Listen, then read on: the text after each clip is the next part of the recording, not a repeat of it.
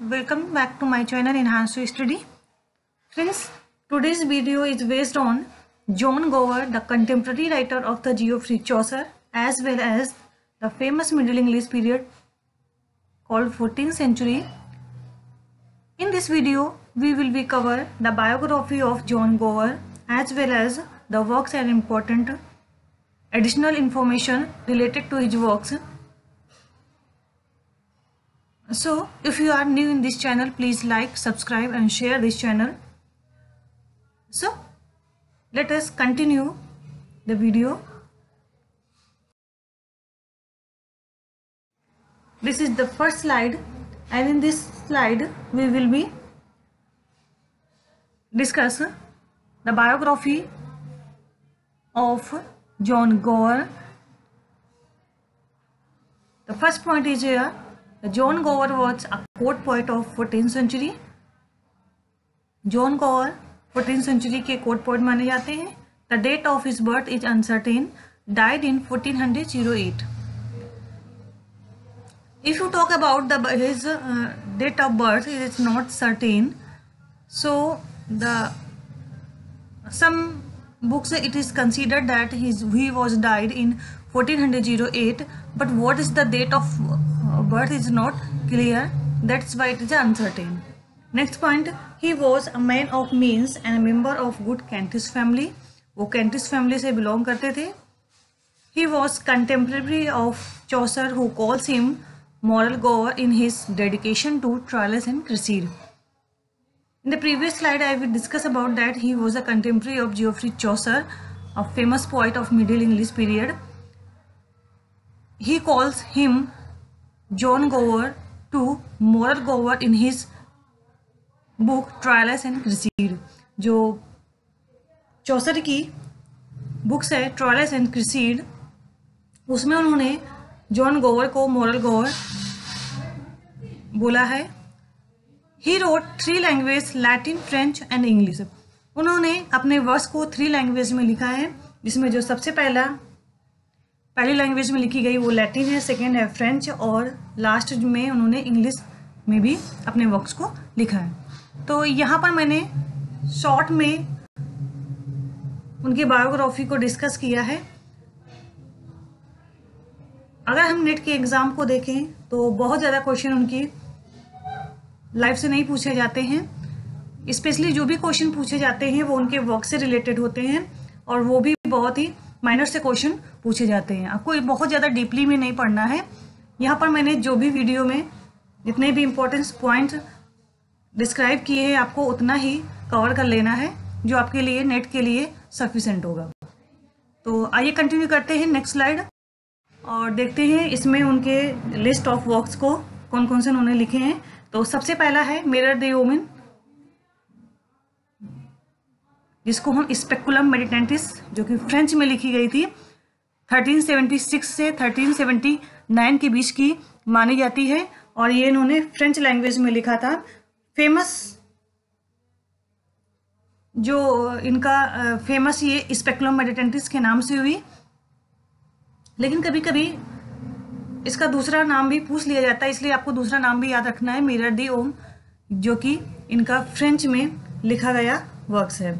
Next अगर इनके works की बात करें तो वो है वोक्स कैलामेंटिस, जो कि लैटिन लैंग्वेज में लिखा गया था और ये 1377 से 1381 के बीच का माना जाता है.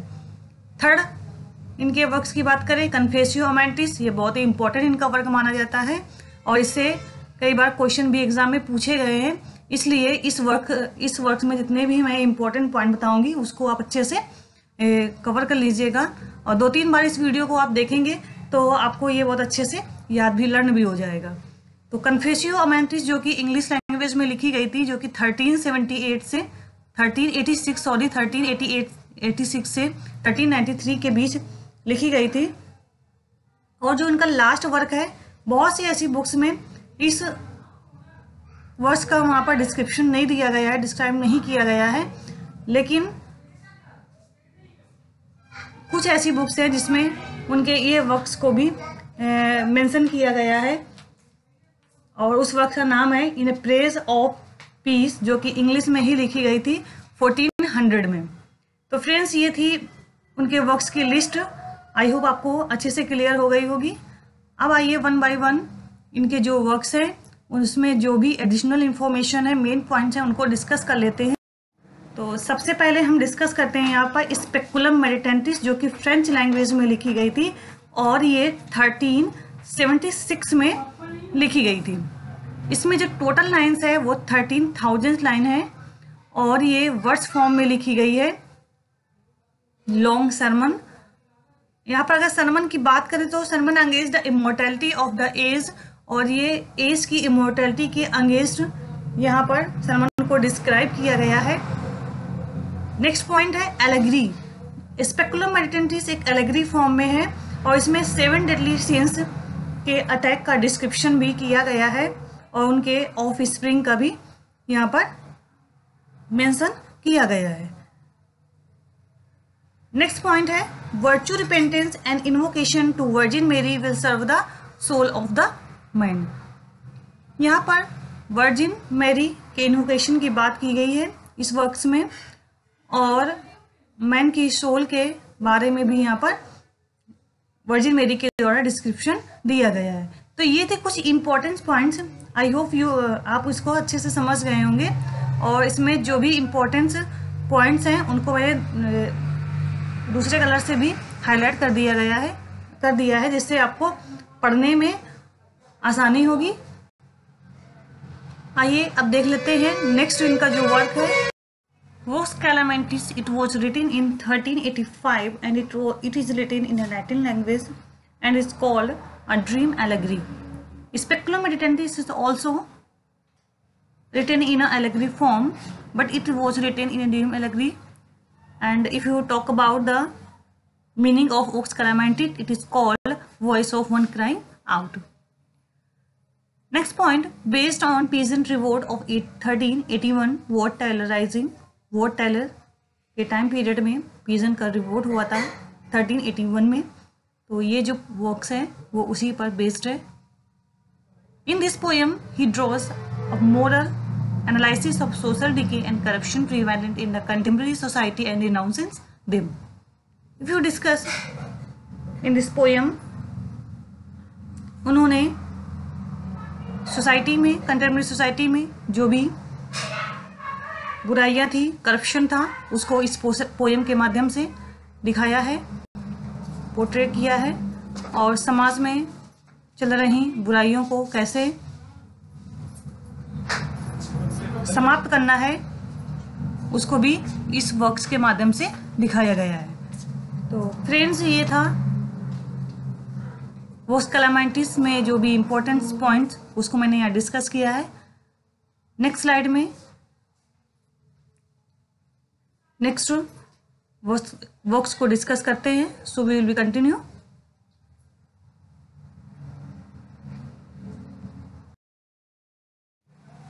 जो कि इंग्लिश लैंग्वेज में लिखी गई है ये works Confessio Amantis. It's very very important for the UGC NET examination. It was published in 1389 and it was written in East Midland dialect, और ये ईस्ट मिडलैंड डायलेक्ट में लिखी गई है। अगर हम ईस्ट मिडलैंड डायलेक्ट की बात करें तो मिडिल पीरियड्स में जो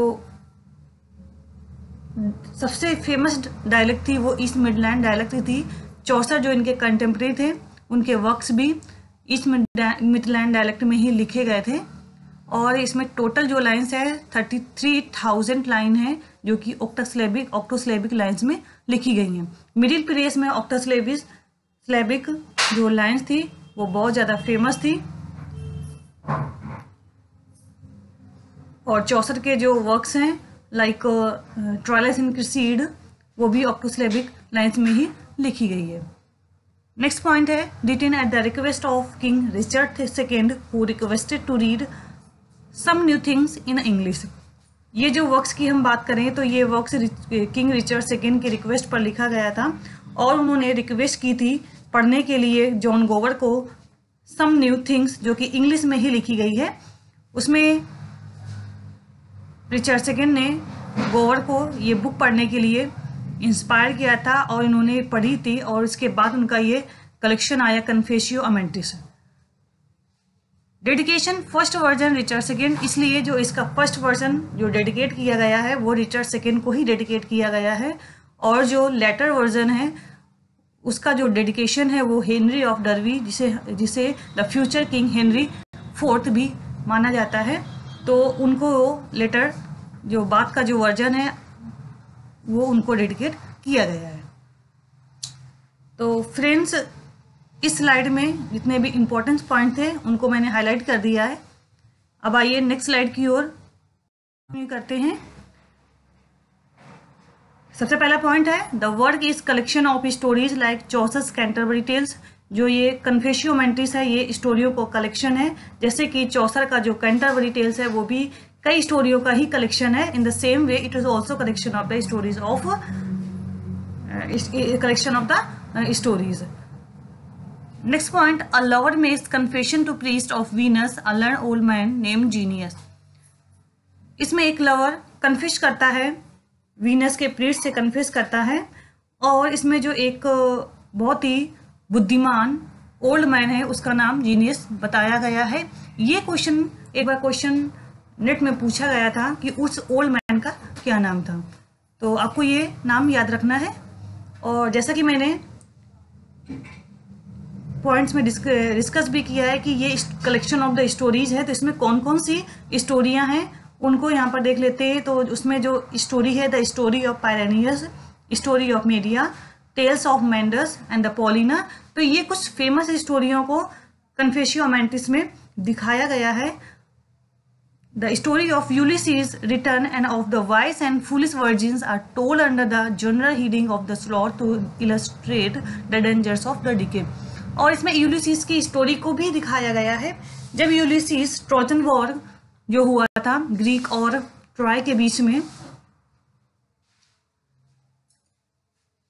ग्रीक जीत जाते हैं और जो ट्रॉय होते हैं उनको हारना पड़ता है। इसके बाद यूलिसीज जो कि ग्रीक का बहुत ही फेमस वॉरियर था, वो जब अपने घर इथाका की ओर रिटर्न करता है, वापिस आता है, तो वहाँ की स्टोरी को इस बुक में दिखाया गया है। It was the lengthy story of Apollonius of tyre from which Shakespeare Drew the plot of Pericles the Prince of tyre. इसमें टायर ऑफ अपोलोनियस की एक स्टोरी जो कि बहुत ही लेंदी है उसका भी यहाँ पर डिस्क्रिप्शन मिलता है, और ये जो पोलोनियस ऑफ टायर की जो स्टोरी है इसी से इंस्पायर होकर विलियम शेक्सपियर जो कि एलिजाबेथन एज के बहुत ही फेमस ड्रामेटिस्ट माने जाते हैं, उन्होंने पेरिकल्स जो उनका वर्क्स है उसके प्लॉट को इसी स्टोरी से एडॉप्ट भी किया है। अगर हम पेरिकल्स की बात करें तो इसका जो सब टाइटल है वो प्रिंस ऑफ टायर भी माना जाता है। तो फ्रेंड्स, ये था आज का वीडियो। आई होप आपको अच्छे से समझ में आ गया होगा। जितने भी इम्पोर्टेंट पॉइंट एग्ज़ाम के पॉइंट ऑफ व्यू से इम्पोर्टेंट थे मैंने उसको इस वीडियो के माध्यम से कवर किया है। आई होप आपको अच्छे से समझ में आया होगा। फ्रेंड्स, अगर अभी भी आप इस चैनल पर नए हैं तो इस चैनल को लाइक कर लीजिए, सब्सक्राइब कर लीजिए और शेयर कर लीजिए, जिससे आने वाली हर वीडियो की नोटिफिकेशन आपको मिलती रहे। तो फ्रेंड्स, आज के लिए बस इतना ही। Thank you so much.